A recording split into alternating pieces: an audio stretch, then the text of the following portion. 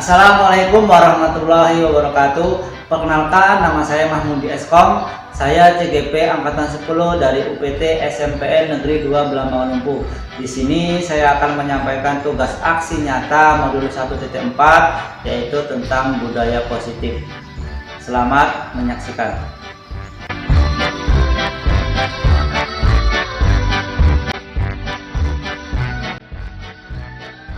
Kita mulai dulu. Assalamualaikum warahmatullahi wabarakatuh.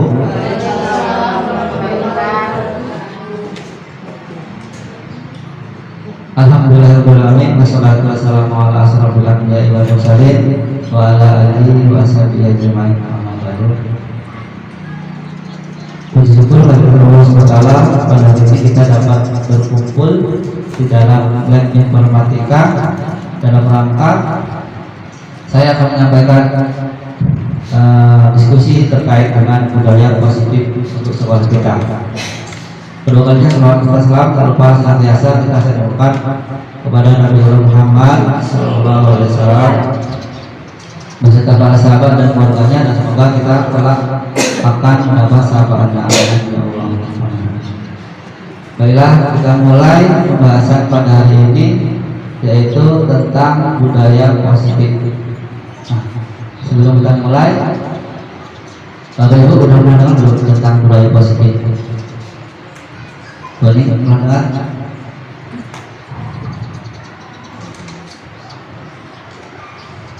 Boni, pernah dengar Boni tentang budaya positif? Budaya, apa biasanya kalau budaya itu? Tradisi, kebiasaan. Oke, benar. Kalau positifnya? Ya, mengarah ke hal yang baik dulu ya. Jadi budaya yang mengarah ke hal yang baik. Nah, kita sebenarnya masalah itu yang harus kita terapkan, utama terapkan di sekolah kita. Oke, lanjut.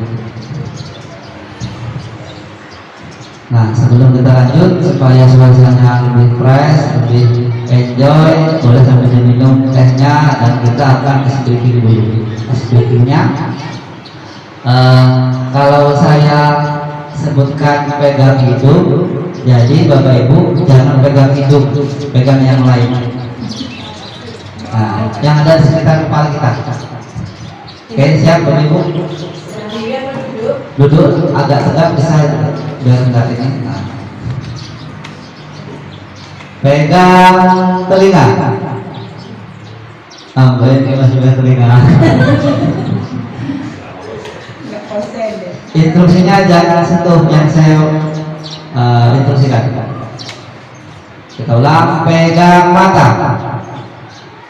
Oke, fokus. Pegang hidung. Oke, fokus. Pegang rambut. Ya, sebentar kita semua. Alhamdulillah kita sudah fokus dan kita sudah siap untuk mendapatkan materi pada hari ini. Nah, sebelumnya kita akan dulu bahas tentang kesepakatan kelas forum kita hari ini. Ini sudah saya buatkan, nanti bisa kita tambahin jika diperlukan. Yang pertama adalah menghargai siapapun. Jadi nanti siapapun di sini yang berbicara, kita harus menghargai pendapatnya, karena semua pendapat itu baik ya. Kemudian yang kedua, menjadi pendengar yang baik. Jadi nanti kalau ada rekan sejawat kita yang sedang ngomong, kita wajib mendengarkan. Yang ketiga, angkat tangan bila ingin bertanya atau berinstruksi. Apakah ada yang menambahkan, Bapak Ibu? Bagi cukup.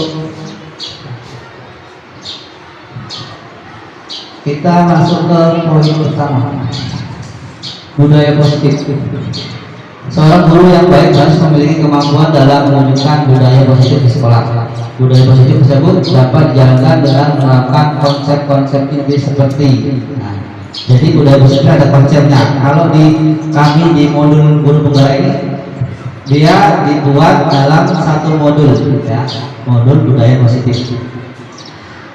Konsepnya adalah yang pertama disiplin positif, yang kedua motivasi perilaku manusia, yang ketiga keyakinan sekolah atau kelas, yang keempat kebutuhan dasar manusia, yang kelima posisi kontrol restitusi, Yang keenam, segitiga restitusi. Nanti saya jelaskan dulu tentang restitusinya.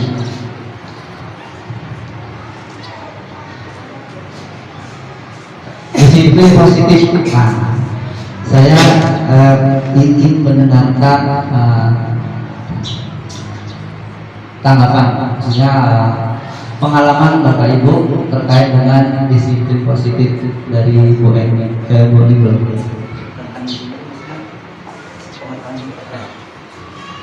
Disiplin positif terkait dengan waktu mungkin ya, karena disiplin itu biasanya orangnya tepat waktu, jadi mungkin lebih awal datangnya, sebelum waktunya dia sudah siap untuk menerima apapun. Terima kasih. Kita kasih peluang buat ini. Ya, itu benar ya. Disiplin itu muncul dari dalam diri setiap orang. Kalau kita berarti ada guru dan siswa. Teorinya, disiplin positif merupakan suatu cara penerapan disiplin yang mengajarkan anak bertanggung jawab dan menumbuhkan kesadaran diri berdasarkan nilai-nilai kebajikan. Jadi yang kita fokuskan sebenarnya intinya, gimana sih kita mendisiplinkan anak itu tanpa dengan ancaman atau hukuman atau dengan suatu tindakan yang memaksa gitu. Makanya kita berharap nantinya setelah kita terapkan budaya positif di sekolah kita, anak-anak itu disiplin berdasarkan nilai kebajikannya sendiri atau dalam dirinya sendiri. Seperti contoh dari kebajikan itu ada kejujuran, keadilan, kasih sayang, kebaikan, dan kerjasama. Harapannya nanti anak-anak itu misalkan sudah bisa bekerjasama sendiri tanpa harus kita suruh atau kita paksa seperti itu. Misalkan nanti Bu Miswa nyuruh besok yang jadwal PKS 7A, jadi mereka nanti tanpa nanti kalau saya datang telat di mana Bu Miswa, tanpa seperti itu mereka mau kerjasama atau nanti berdua itu berarti sudah bisa menerapkan nilai kebajikan diri sendiri. Nah, oleh karena itu harapannya kita ini bisa terdampak ke siswa-siswa kita nantinya, gitu. Disiplin positif.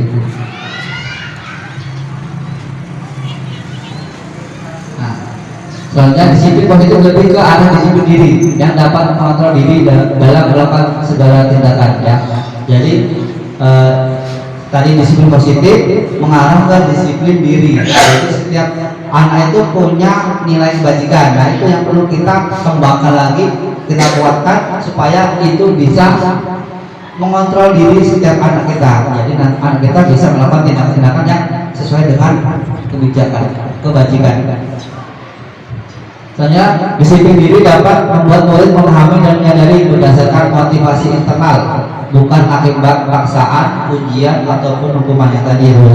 Jadi harapan kita ya murid kita itu sudah disiplin bukan karena paksaan, bukan karena ujian ataupun dengan hukuman, melainkan motivasi internalnya, motivasi internal dari murid. Yang tadi misalkan sengaja ada anak, misalkan ada anak dia itu tanpa disuruh sudah pikat halaman dulu, tanpa disuruh Islam sudah pikat duluan. Itu ada dua kemungkinan Islam. Ada yang mungkin dari internalnya, motivasi internalnya sesuai dari ini ya kebajikan dia. Ada juga yang mungkin minta dipuji sama Islam. Jadi ada dua kemungkinan. Tapi kita harapkan nantinya anak kita ya sendiri dengan nilai kebajikannya seperti itu. Nah, karena banyaknya nilai kebajikan itu, makanya kita tidak perlu repot memikirkan nilai-nilai apa yang perlu kita terapkan. Makanya kita cukup memahami tentang dimensi dari pelajaran Pancasila saja. Beriman dan bertakwa kepada Tuhan Maha Esa dan alhamdulillah, mandiri, dengan global, bergotong royong, kreatif dan bernalar kritis. Di sini sudah mencakup semua nilai kebajikan yang ada di dalam diri seseorang. Contohnya kalau kerjasama masuk ke nilai apa? Masuk ke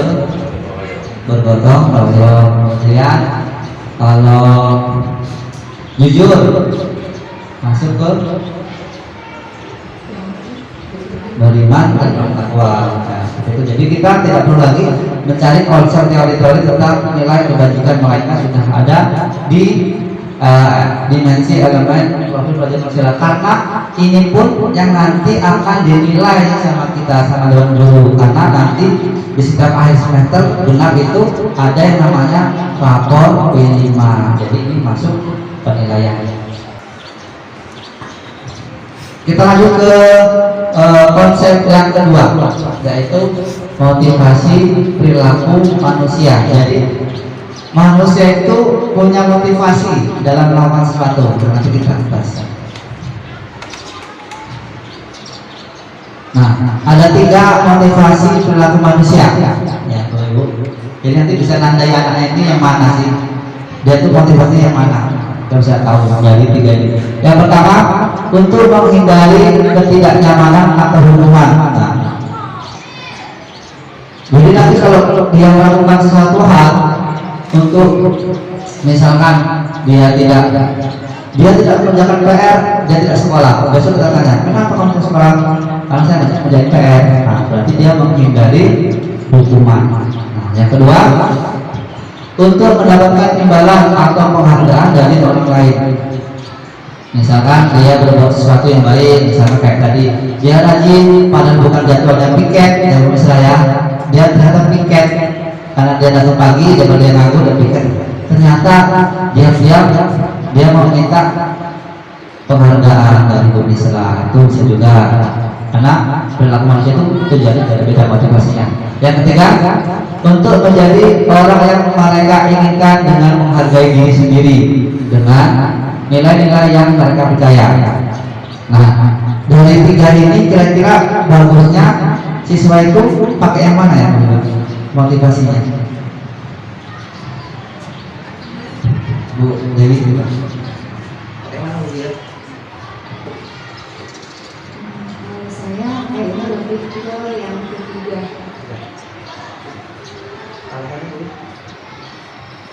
Yaitu untuk menjadi orang yang mereka inginkan dan menghargai diri sendiri dan nilai yang mereka percayai. Artinya dia sadar sendiri loh Pak, maksudnya dia tidak anak itu tidak ada, artinya saya melakukan ini karena satu hal atau enggak, artinya memang muncul dari dalam dirinya dan sadar.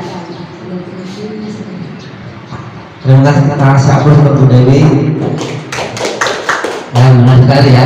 Bagusnya anak-anak kita itu, bahkan kita punya untuk menjadi motivasi yang ketiga, yaitu untuk menjadi orang yang diinginkan oleh diri sendiri berdasarkan nilai kepercayaan kita. Jadi kita tuh melakukan suatu hal tanpa pamrih, bahasanya ya, tanpa kita meminta keuntungan dari apa yang sudah kita lakukan. Lanjut. Yang ketiga, keyakinan sekolah atau keyakinan kelas. Nah, seperti itu. Keyakinan sekolah kelas ini, kalau kita itu di kelas itu biasanya kita buat kesepakatan atau aturan kelas. Ada waktu yang buat kelas buat. Nah, itu kalau di dalam teori guru merdeka, guru penggerak itu kita lebih ke kita rancang lagi dari yang aturan menjadi keyakinan. Nah, di sini kenapa keyakinan? Karena kita tidak boleh menggunakan kata tidak atau jangan, supaya anak-anak lebih tidak tertekan oleh kata-kata itu. Nanti kalau kita bilang jangan, nah, itu kan agak sedikit tekanan. Oleh karena itu kita buat yang dari aturan menjadi keyakinan sekolah atau kelas.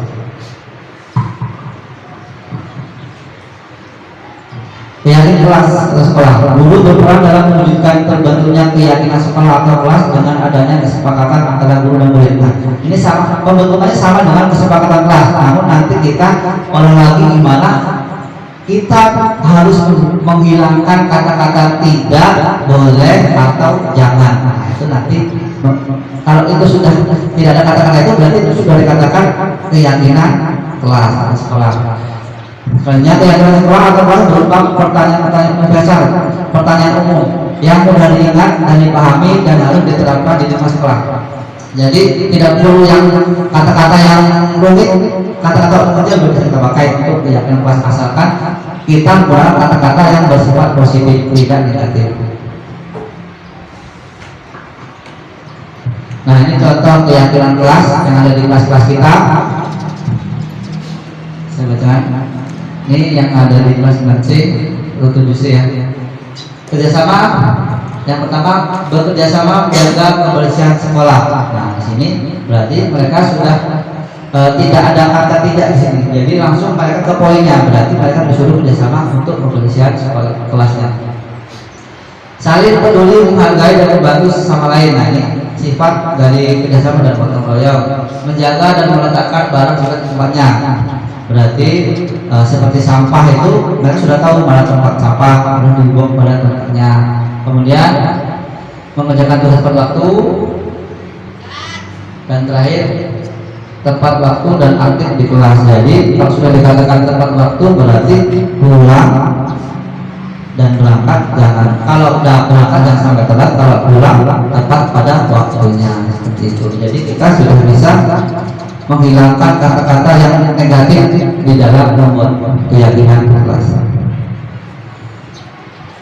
Nah, kita sudah melalui 3 konsep dari budaya positif. Nah, sebelum kita lanjut ke 3 konsep berikutnya, untuk merefresh kita explain dulu dengan instruksinya, yaitu pukul atau hindari. Nah, berarti sekarang silakan dari yang ini pasangan dengan ini, yang ini dengan ini, bukan pas.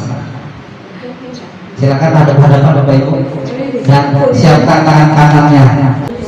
Ini pasti masuk YouTube Pak ini. Ya, nanti di-upload di YouTube. Bani, bunyi kan juga. Enggak, saya kagak biasa seperti kakak adik, jadi nggak ada lagi. Ini Bapak Ibu, satu ya. Nanti tos gitu lah. Pukul atau hindari. Jadi dengan instruksi saya. Bu Dewi, Bu Eni itu warna hitam.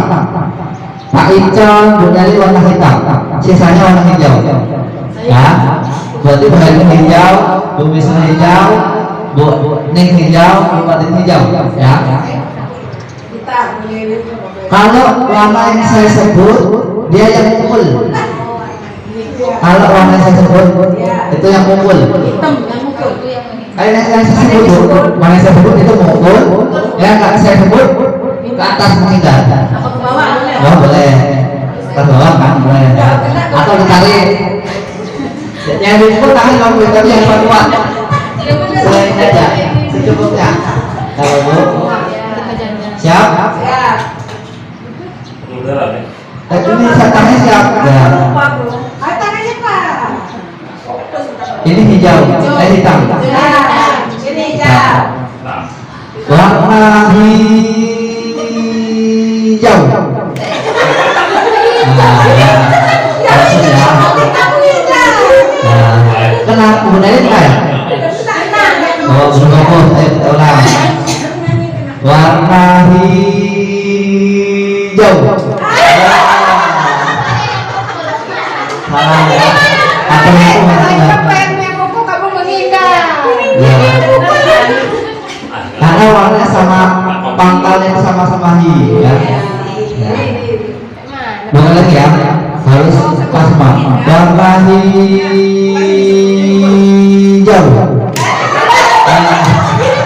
Masih belum.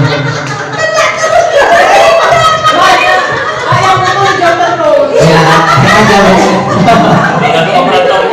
aja. Terakhir siap, warna hitam.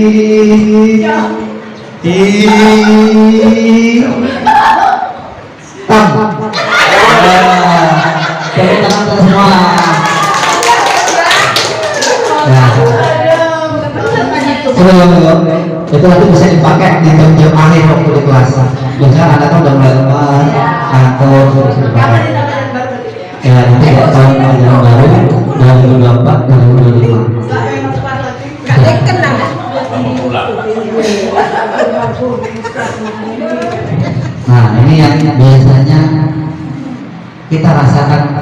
detik apa ya? Yang detik tidak boleh diselesaikan. Kebutuhan ini konsep keempat, kebutuhan dasar manusia.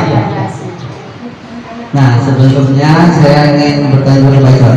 Nah, kebutuhan Pak Icon itu apa ya Pak Icon yang Pak Icon harapkan dalam kehidupannya?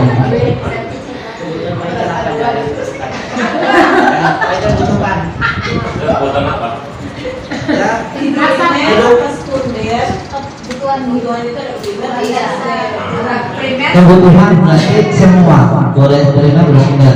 Misalkan saya butuh disayangi, boleh. Saya butuh diperhatikan.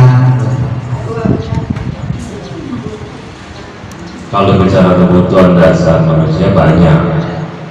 Kalau butuh disayangi, semua pengen disayangi. Yang pasti kebutuhan itu yang pasti apa ya? Termasuk kalau jangan sampai butuh itu kebutuhan. Ya, misalnya kebutuhan uang itu dasar, itu kuning ya. Contohkan, butuh dicintai pasti, butuh dicintai, siswa juga mencintai gurunya, sama gurunya mas. Itu aja lah, dikit aja, yang lain nanti kalau gitu. Kebutuhan itu ada jadi kebutuhan bisa dari diri kita, bisa untuk yang lawan kita atau murid dan gurunya. Kita ke teorinya.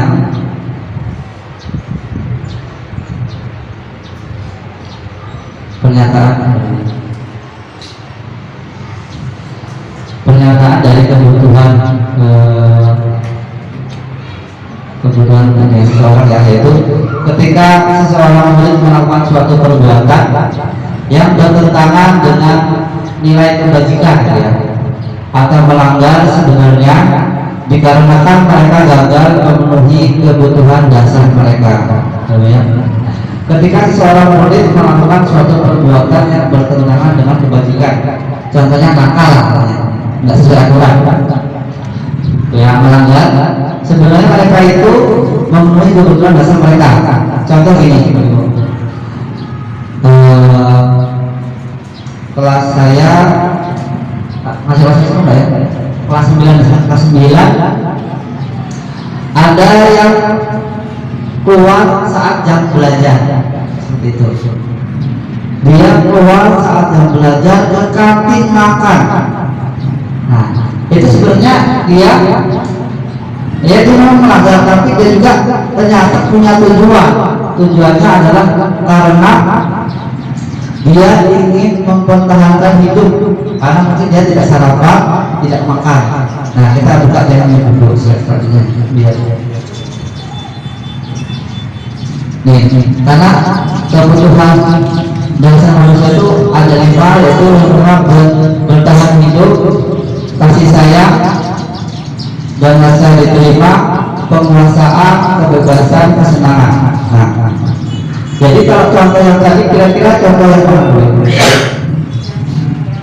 Yang tadi ada anak nih, murid melakukannya saat jam pelajaran, bertahan hidup ya, karena dia makan di situ. Mungkin kalau tidak makan dia akan lemas, pingsan, seperti itu. Nah, jadi berarti dia juga punya tujuan melanggar itu tadi dengan untuk kebutuhan dasarnya itu bertahan hidup. Ini yang kelima, konsep dasar budaya positif yang bisa kita terapkan. Yang kelima yaitu posisi kontrol restitusi.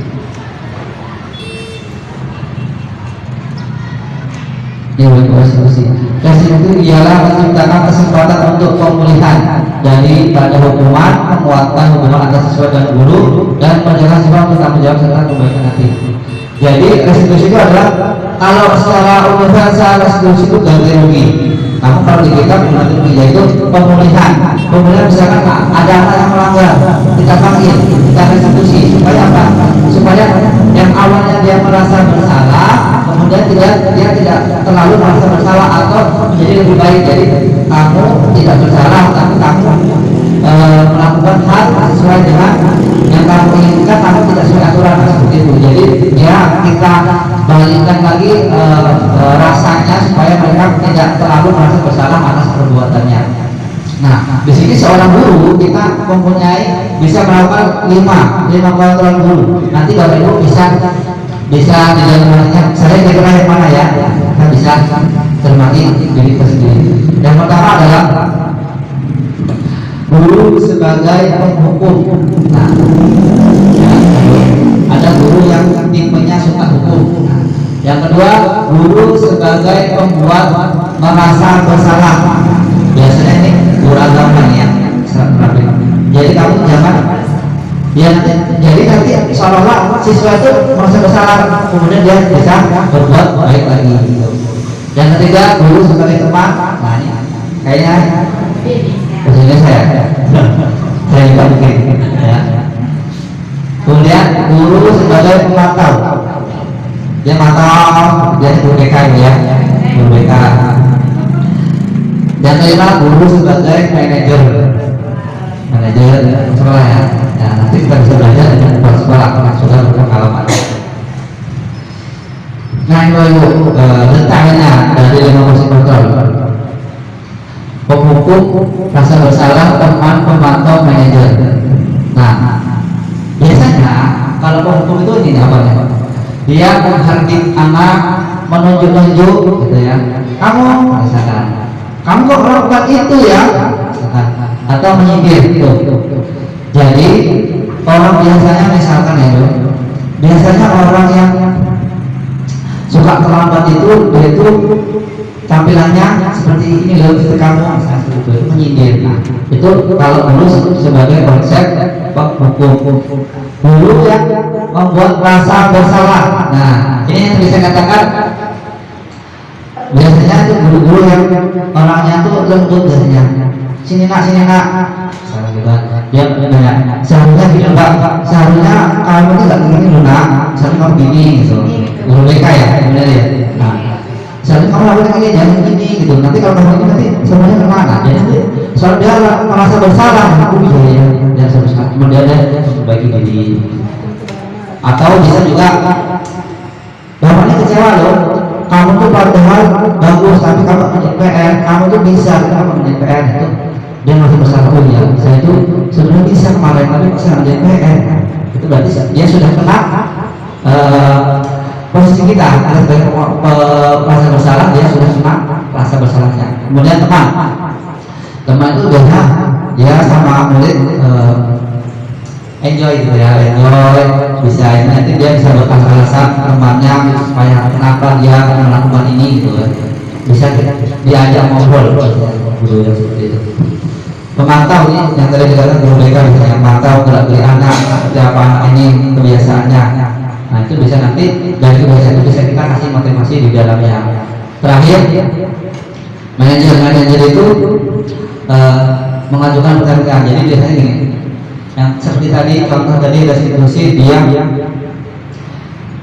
kemarin itu ada yang bawa HP, jadi saya bawa HP, kemudian saya tanya, kenapa bawa HP gitu? Kan di sana tidak boleh bawa HP gitu kan. Kita tanya dulu dengan lembut, kemudian nanti dia akan mengungkapkan alasannya gitu. Pak, saya bawa HP karena saya itu dapat motor hari ini, kemudian saya bawa HP supaya nanti orang tua saya tidak telat saat menjemput. Terus sebenarnya kan benar juga ya, alasannya tepat, tapi tetap melanggar aturan kita. Karena itu kita tanya lagi, ya sudah berarti, tapi kamu tahu kan ini kan salah. Iya Pak, ini salah. Nah, salah seperti apa kalau kamu seperti itu? Yang dia nanti jawabnya Pak, sebenarnya kami sudah dikasih tahu dengan wali kelas, kalau misalnya mau HP boleh, tapi dititipkan ke wali kelasnya seperti itu. Nah, itu sebagai sifat seorang manajer. Jadi dia pakai perasaan sampai nanti siswa itu tahu apa solusi dari permasalahan yang dia hadapi seperti itu. Kita lanjut. Nah, posisi kontrol restitusi antara kelima posisi tersebut ya tadi, sebaiknya seorang guru menggunakan posisi kontrol sebagai manajer. Benar tak boleh? Coba kita kembali ke yang tadi. Benar ya, benar. benar nggak kalau guru itu sebagai manajer? Apa hukum? Kamu kok telat? Awas kamu ya. Apa kita tanya pelan-pelan gitu? Tanya alasan, tanya solusi. Berarti benar ya sebagai manajer, sebagai seorang guru itu. Sebaiknya kita pakai posisi sebagai manajer. Selanjutnya, sebagai manajer guru dapat berbuat sesuatu bersama murid, mempersilahkan murid bertanggung jawab dan mendukung murid agar dapat menemukan solusinya tadi. Jadi ketika murid berbuat salah, kita silakan dulu guru menjelaskan alasannya. Kenapa kamu melakukan ini? Kenapa kamu melakukan B? Misalkan. Karena ini nanti pasti kita menjelaskan alasannya. Nah, kemudian kita meminta murid untuk bagaimana seharusnya. Jadi nanti dia tanpa kita suruh, dia akan mencari solusinya dengan sendiri. Itu yang bagus, karena itu sesuai nanti masuk ke nilai kebajikan mereka masing-masing. Selain itu, posisi manajer mengacu pada restitusi yang dapat menjadikan murid sebagai manajer bagi dirinya sendiri, sehingga dapat tercipta identitas positif pada dirinya atau diri murid. Nah, jadi yang tadi itu, jadi ketika kita sudah menggunakan manajer, murid itu akan bisa mengolah diri sendiri. Jadi dia besok kedepannya berarti saya juga kalau memahami harus kita jadikan ibadah kembali kelasnya. Jadi dia secara otomatis dia akan memikirkan diri sendiri apa yang terbaik untuk dirinya. Gitu. Konsep yang terakhir yaitu segitiga restitusi. Nah, tadi kita sudah bahas restitusinya. Sekarang ada konsep kalau kita menjadi seorang guru yang seperti manajer, kita harus menggunakan konsep ini untuk realisasinya nanti, pelaksanaannya.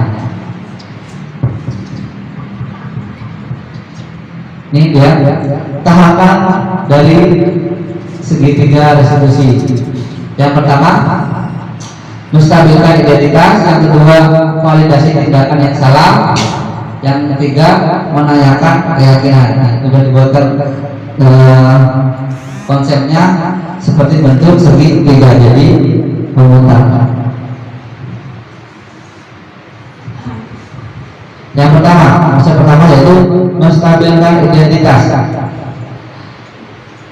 Dilakukan berdasarkan prinsip bahwa membuat kesalahan adalah bagian dari proses pembelajaran. Jadi berbuat salah itu sebenarnya tak apa, itu pembelajaran bagi kamu, yang nantinya akan menggeser identitas gagal ke arah identitas sukses.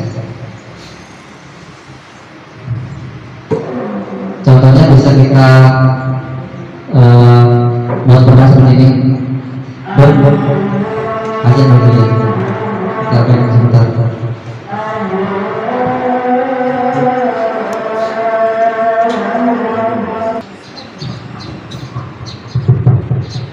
Kita lanjutkan dari konsep penerapan segitiga restitusi. Tadi betul ya.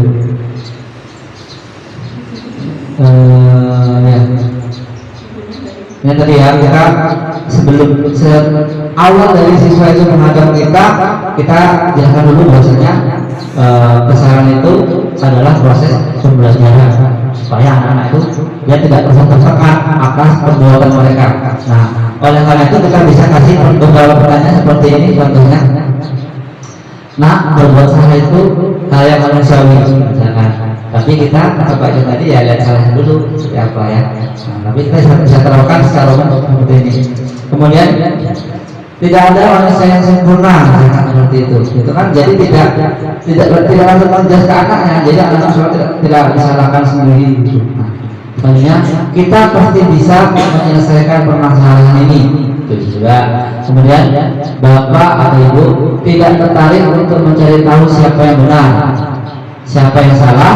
Bapak ibu hanya lebih tertarik untuk menyelesaikan masalah. Misalkan ada yang ini biasanya guru BK yang biasanya pengalaman kita bisa belajar. Biasanya ada yang berantem lah ya. Nanti kita kalau boleh memihak, kita harus ya nggak penting siapa yang masalah, yang penting kita harus menyelesaikan masalah ini. Kita selesaikan dengan baik bersama-sama. Yang terakhir, Contohnya, kalau kamu menyalahkan dirimu sendiri terus menerus, apakah kamu bersikap baik kepada dirimu sendiri? Jadi dia itu selalu kalau ada apapun menyalahkan dirinya, menganggap dirinya tidak mampu. Itu kan berarti tidak baik untuk dirinya. Nah, itu bisa kita pakai kata-kata ini. Misalkan ada anak-anak yang sudah pasrah seperti itu, dia menganggap dirinya tidak mampu. Kita bisa terapkan pertanyaan yang terakhir ini. Nah, tadi menstabilkan identitas. Yang kedua adalah validasi tindakan yang salah. Validasi salah selalu dilakukan berdasarkan prinsip bahwa setiap perilaku berupaya memenuhi suatu kebutuhan tertentu, sehingga guru atau orang tua akan bergeser dari pemikiran stimulus respon jadi proaktif, serta akan lebih mengenali dan mengakui kebutuhan murid atau anak. Jadi ini harapan kita nanti kita bisa juga menyampaikan ini ke walinya, wali murid yang di rumah, supaya nanti tindakan nilai pembagian itu juga diterapkan di rumahnya, tidak hanya di sekolah. Jadi supaya sama-sama kita mau mengawasi anak tadi menjadi proaktif pada anak kita dalam mengajarkan nilai-nilai kebajikan. Selanjutnya dari validasi ini kita bisa membuat pertanyaan, yaitu kamu pasti punya alasan melakukannya. Misalkan kita tanya alasan anak melakukan hal itu. Yang kedua, apa yang penting bagi kamu, gitu ya.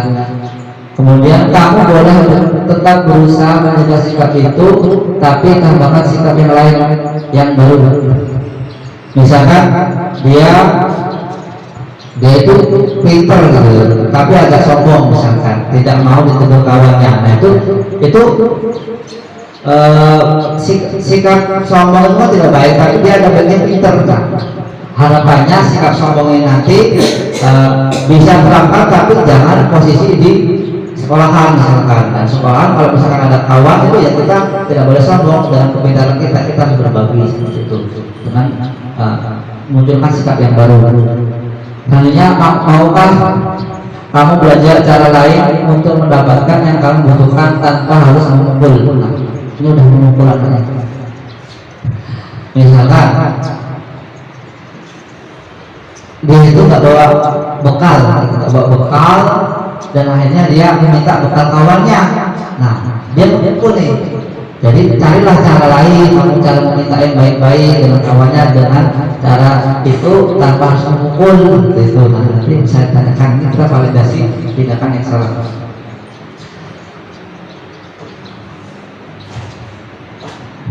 Kemudian tahapan terakhir dari segitiga institusi,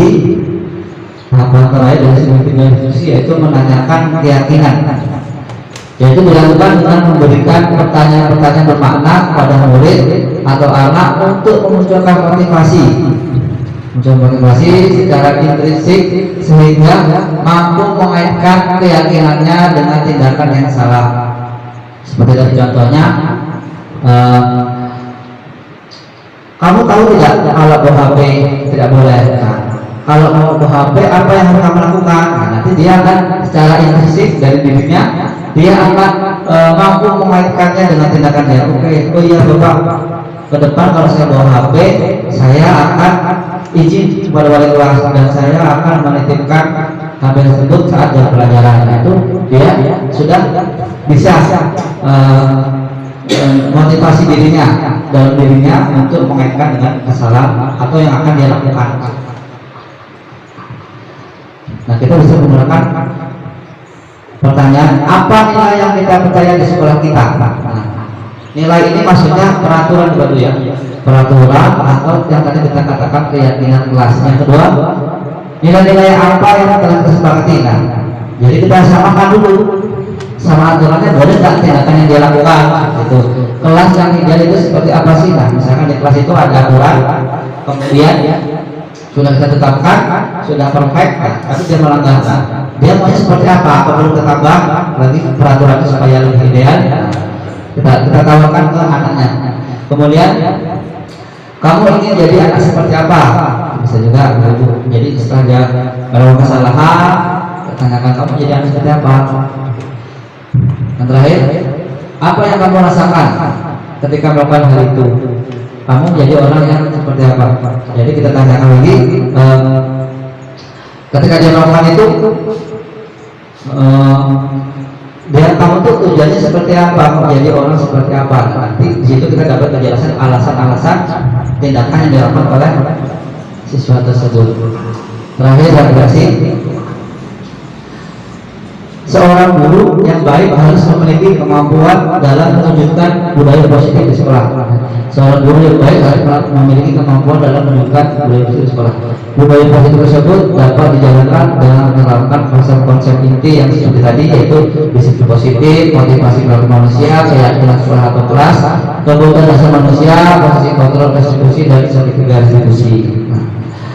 Ini tadi Bapak Ibu materi tentang budaya positif yang kalau saya dapatkan dari guru penggerak, dan harapannya nanti kita sama-sama menerapkannya di sekolah. Budaya positif di sekolah kita, semoga materi ini bisa bermanfaat dan dapat kita terapkan dalam sekolah kita. Amin. Demikian yang dapat saya sampaikan. Saja sebelum tutup, kita ada sesi tanya jawab. Silakan yang ingin bertanya, saya persilakan dari guru itu. Terima kasih Bapak. Sebelumnya materinya sangat keren karena ternyata materinya sejalan dengan ilmu-ilmu bimbingan dan konseling, karena di dalamnya kita tidak boleh banyak memberikan hukuman dan lain sebagainya, apalagi terkait dengan hukuman fisik. Kemudian siswa diharapkan bisa memberi solusi terhadap masalahnya tanpa kita memberikan solusinya, tapi kita mengarahkan yang baik supaya siswa bisa mendapatkan solusinya. Nah, kemudian saya sudah mungkin kurang lebih 3 tahun di SMP 12 Lampung sebagai guru BK dan menangani beberapa kasus. Ternyata Pak, tidak semua siswa bisa kita lakukan dengan kalau di materi tadi secara halus lah ya Pak, kata-katanya, tindakannya, dan lain sebagainya. Jadi ada beberapa siswa yang dia ini sedikit sulit, jadi dihalus, dikasih pengertian yang halus, pendekatan yang halus, itu dia malah menyalahartikan, malah tambah sepertinya guru ini nggak berani dengan saya, atau guru ini kemak-kemek gitu ya, tidak tegas. Nah, ada banyak yang dengan kita memberikan treatment yang halus, pendekatan yang lemah lembut, itu berhasil. Tapi ada beberapa siswa yang tidak berhasil Pak. Apakah menurut Bapak, kan guru juga tadi manusia ya Pak, pasti punya salah dan sebagainya, dan punya kesabaran. Jadi guru BK ini memang di ilmu BK itu diharuskan untuk sabar walaupun siswanya sebandel apapun, tapi namanya juga manusia ya Pak. Balik lagi, ada mungkin kelemahan dan lain sebagainya. Ada siswa yang tidak bisa kita terapkan halus saja, menurut saya butuh sedikit punishment, tapi bukan punishment fisik yang harus berdiri. Itu saya rasa sudah tidak boleh lagi ya, apalagi pukul dan fisik lainnya. Menurut Bapak, hukuman untuk siswa yang sedikit sulit, ini biasanya laki-laki, supaya dia itu jerah, menurut Bapak masih bisakah memberi hukuman selain pendekatan-pendekatan ini, atau boleh Bapak kasih trik berbagi dengan guru BK? Siapa tahu Bapak punya trik-trik lain terkait dengan hukuman-hukuman apa yang bisa kita beri, tapi tidak mengandung hukuman fisik atau memberi siswa efek jerah, supaya jerah. Ya, terima kasih Bapak.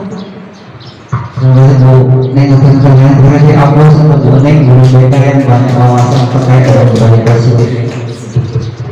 Ya, tadi pertanyaannya pertama yaitu boleh nggak sih kita sekarang masih menggunakan sistem hukuman, Bu ya? Nah, kalau hukuman itu di zaman sekarang sudah tidak boleh diterapkan hukuman itu. Karena apa?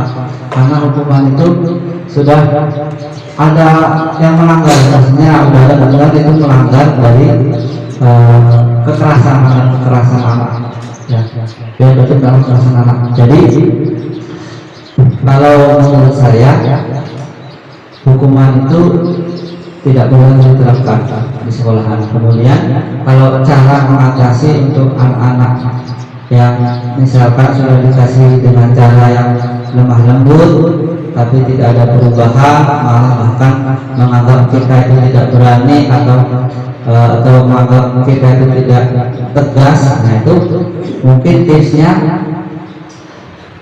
kita berkolaborasi. Contoh, kita berkolaborasi dengan wali kelasnya. Ibu sebagai guru BK memang tugas ibu, tapi tidak semuanya itu masalah terselesaikan, ya, karena anak beda-beda ininya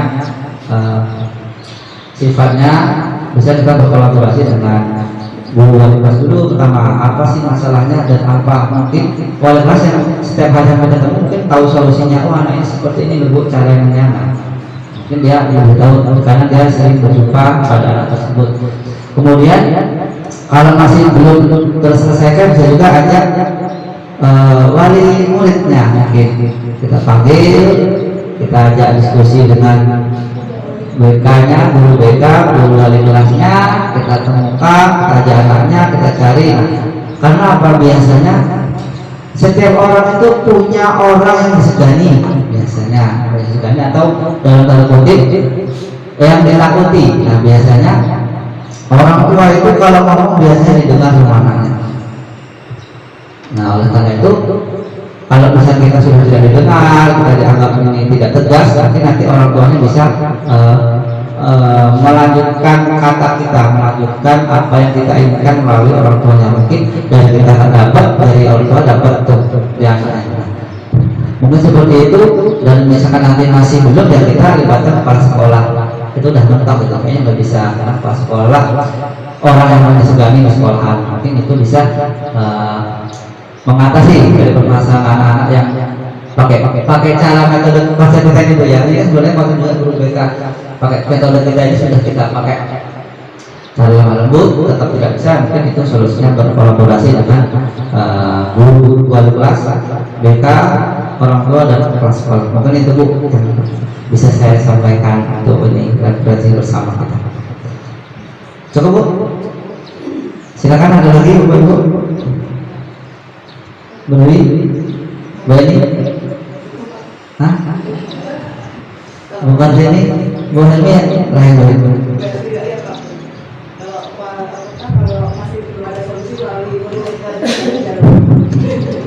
Saya nggak nanya ya Pak ya, takutnya nanti kelamaan. Ya, terima kasih Pak dengan adanya tadi materi disiplin, budaya disiplin.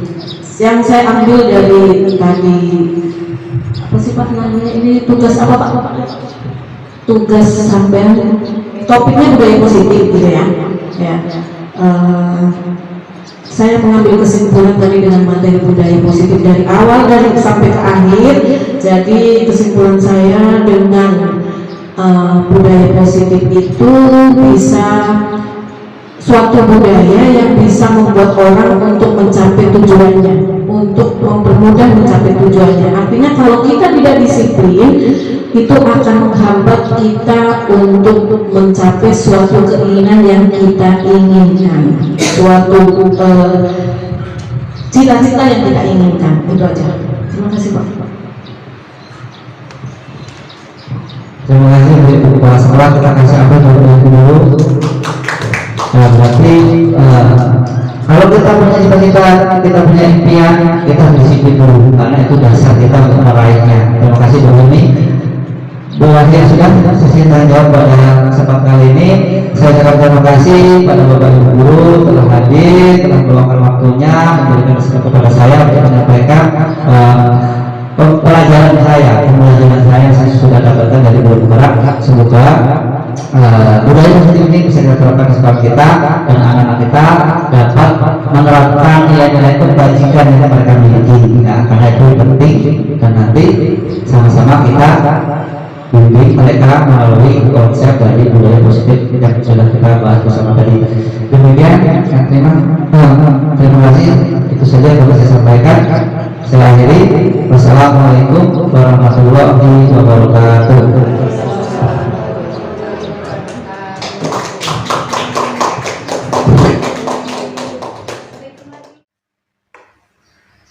Demikianlah tadi pembahasan tentang budaya positif aksi nyata modul 1.4 yang kami bahas bersama rekan sejawat UPT SMPN Negeri 2 Pelumpang. Terima kasih atas perhatiannya. Saya akhiri. Wassalamualaikum warahmatullahi wabarakatuh.